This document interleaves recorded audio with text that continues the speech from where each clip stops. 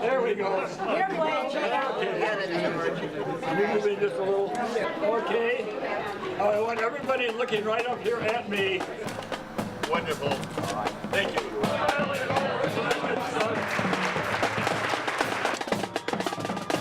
The reason I got interested in photography was that so many interesting things out there happened, and if somebody did not record them, they were lost forever.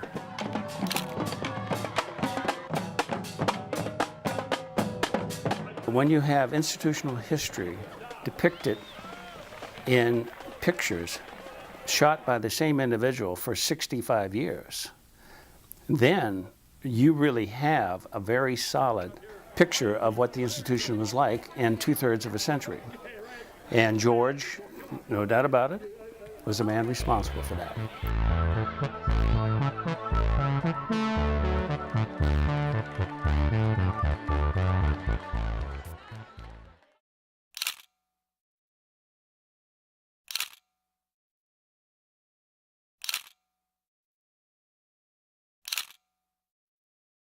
George has spent his whole life capturing historic, memorable, touching, meaningful moments in time.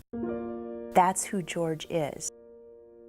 I know him as the historian of Coe College, taking photographs for decades and decades and sharing them with the Coe community and marking Coe's evolution. George is, to me, Mr. Coe College. He probably has the record of being the institutional photographer for the maximum number of years by one person. He's just such a significant guy. Here's a man who I know has been through his share of difficulty, his share of tragedy, and he has emerged from all of it with this remarkable attitude about life.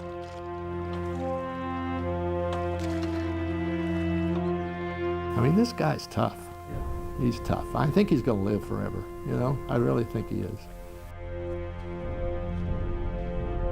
I can't really tell you who George is alone without the camera, but I can tell you who George is with the camera.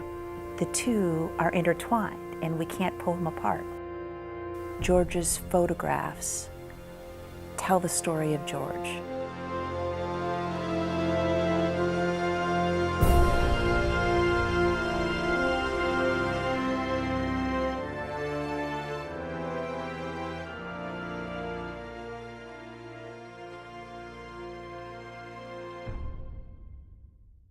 My name is George T. Henry.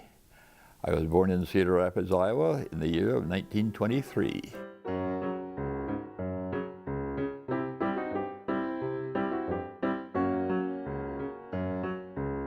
After graduating from Franklin High School, I decided I better go to college. I decided that because Coe was a local school and I had been at athletic events at Coe, that this would be a good school to go to. It was handy, I could live at home. I started in 1941, well, in December of 1941, World War II came along, and one of the things on campus was the first 2 years you were a student, you had to take ROTC.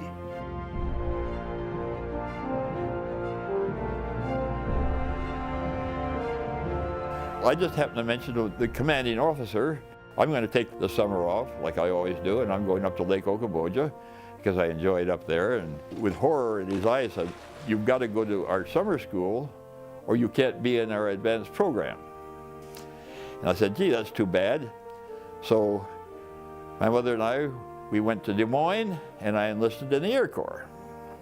Was accepted by the Air Corps, took my summer vacation and was called up to the service the following January in 1942.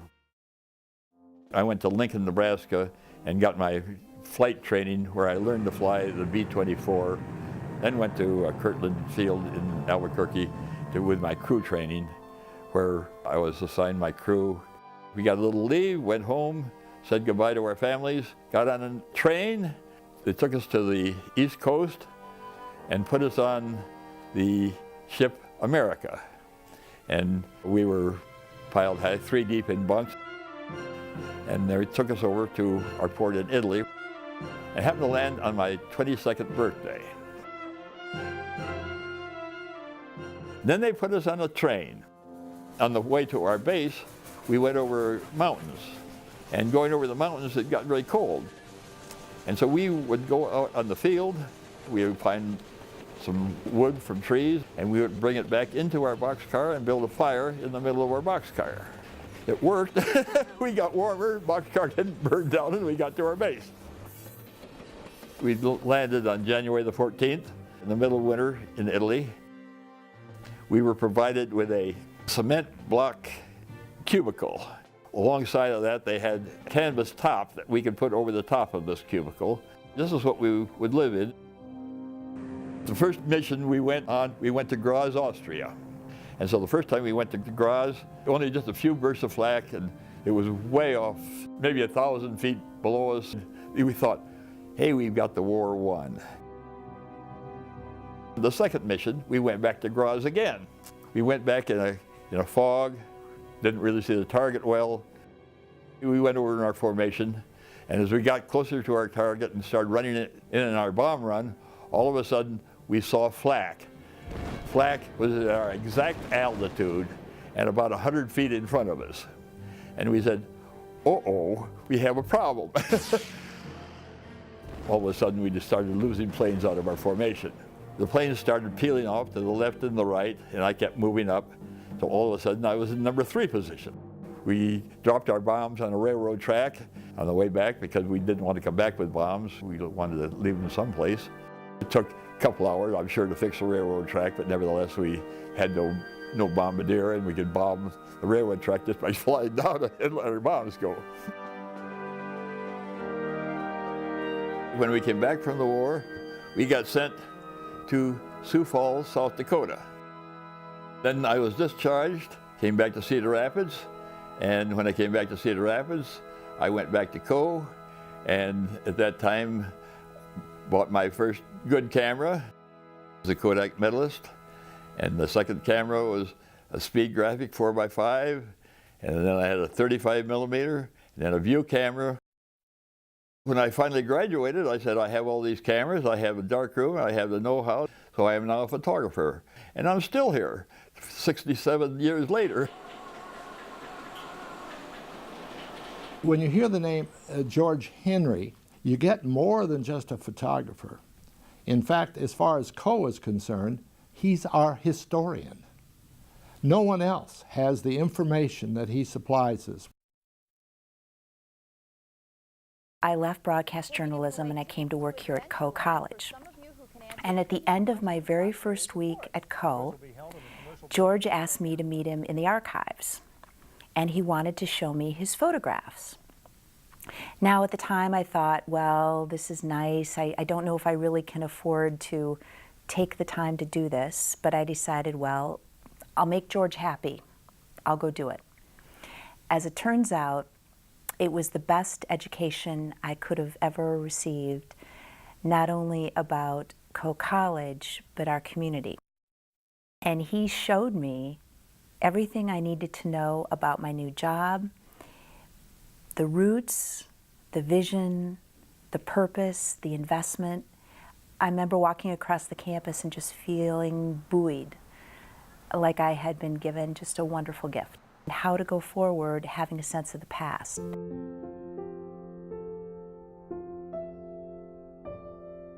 I married a wonderful lady, May Little, who came from northeastern Iowa.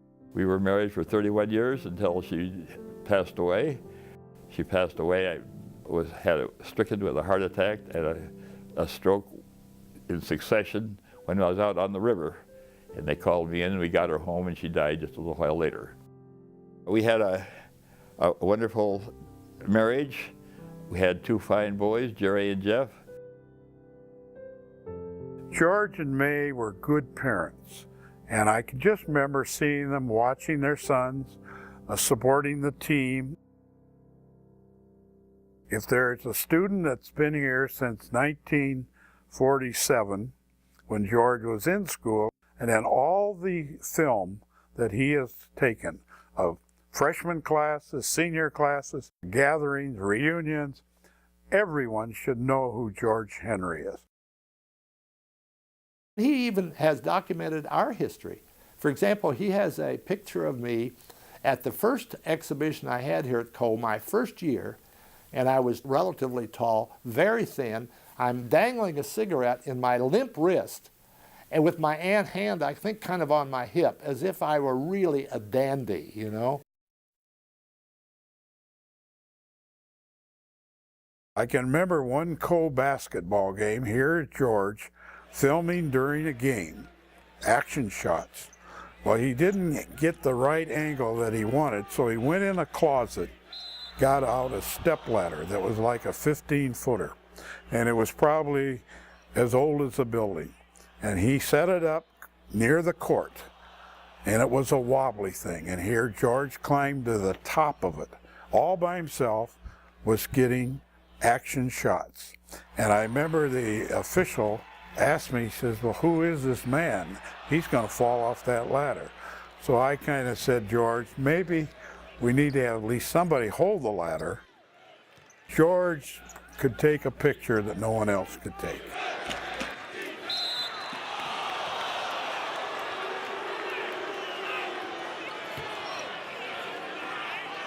It was always incredible watching him work. I remember when he used to do these large group photographs, and he'd climb up this enormous stepladder. You know, stepladders are a little shaky, and he'd get up 20 feet in the air on that thing and be asking us, you know, and now hold it, one more shot.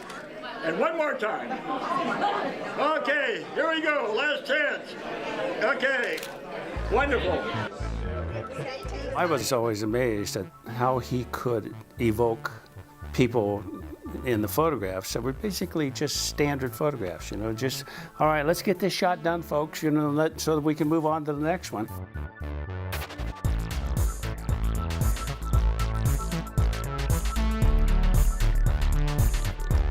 I got so tickled at him. He always has a big dog of some sort, and he and the dog grow old together. And I see him still walking in the neighborhood. He wears sandals in the winter. I mean, this guy's tough.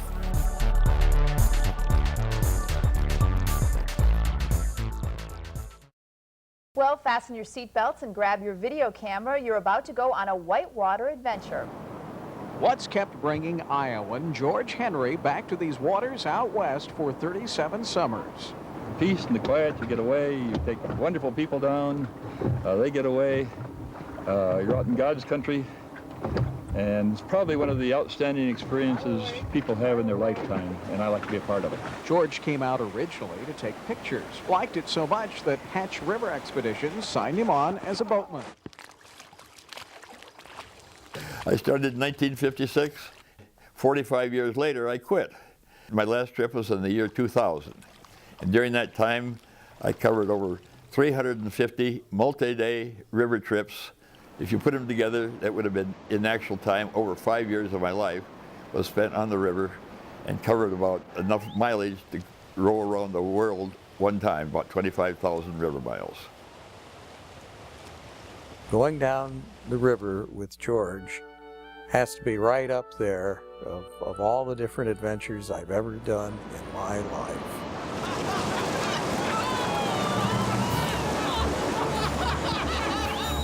My most enjoyable trip was when the Kennedys came out. Jim Whittaker, first American to scale Everest, organized the trip. They went out the first time not knowing what to expect and went down the Yampa River. And so the next year, they wanted to do it again, so they went up to the Middle Fork of the Salmon. I had never seen the Middle Fork in my life. Fast water all the way. We decided I would just carry baggage. And that was until Bob Kennedy came down with his group, and he happened to hop on my boat. People would go by, and Bob would say, hey, come on, get on this boat. And somebody would say, well, it looks awfully full to me. And Bob said, no, we got lots of room. And so off we started. My raft was completely overloaded, and 2 or 3 of the smaller rafts just ran empty because all the people were on my boat. And as we went down, now I realized that I had never been down the Middle Fork of the Salmon.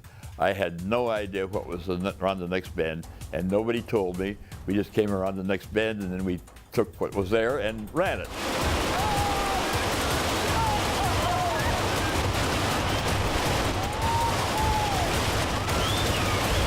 And we stopped at a beautiful area. On one side we landed and made camp, and on the other side of the river was a tall cliff, and it was a straight drop into the water.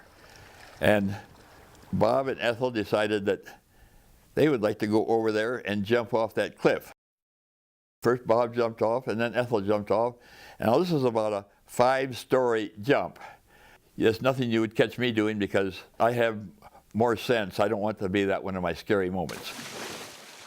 But all the kids climbed that rock.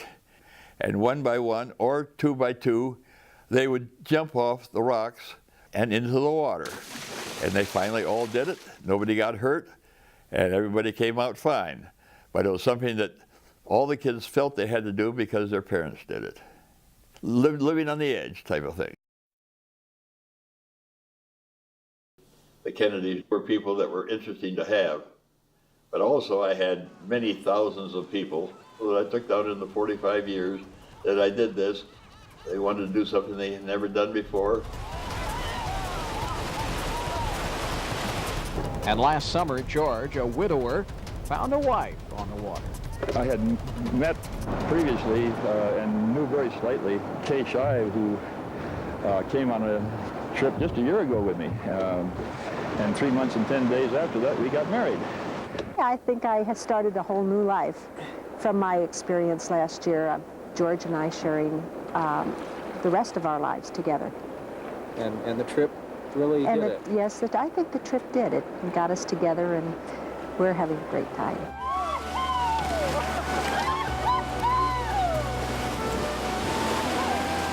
For some time now, he's had a partner with Kay, and when we went down the river with them, it was real obvious that they liked each other's company.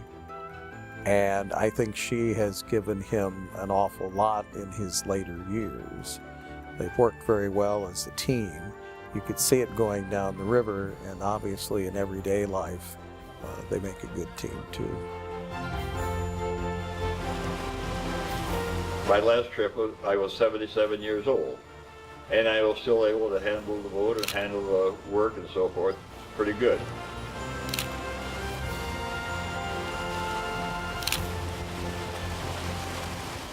Well, you find out where the rocks are. I mean, that's pretty easy. I've hit them all, so I know them by name. When I first came here to Coe, he said to me, Amy, pick out a photograph, any photograph that you want, and I will blow it up and I will frame it, and you can hang it in your office. So as I pored over his photographs, I chose 2. And they were 2 pictures of 2 couples. One couple was Marvin and Winifred Cohn, the renowned artist. And they were looking out of a window in their apartment, and the late day sun was casting this beautiful shadow across the floor. And I thought that was so poignant and so historic. And the other photograph was someone who was very important to Coe, Roby Kessler. She and her longtime boyfriend, they were in their 80s, were having a dance at the Coe Ball. And both of the photographs were moments of joy. They were just split-second snapshots in time. And I remember thinking to myself how remarkable his photography was, because he had managed to capture this joy, this memory, this moment. And it's only later when you look at that you think, oh, how did he do that?